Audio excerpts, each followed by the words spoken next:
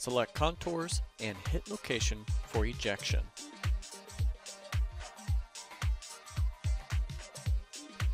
Save part parameters like tab or lead-in size as default for future use.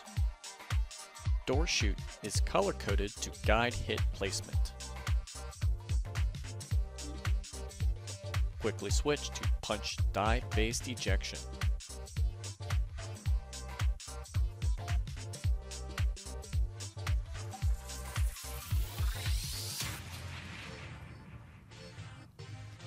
Ejection hit previews are displayed on the part.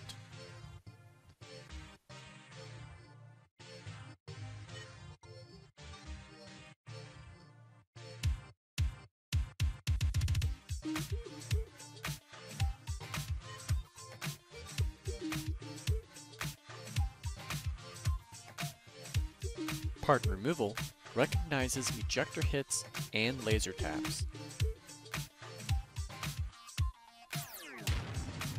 Adjust sorting and sequence direction as desired. Define ejection part groups to reduce tool change time. Set a strategy to do all internals first, then external contours. Normal punch hits are followed by ejector groups laser cuts. Ejector hits dispose of tabbed laser cut internals.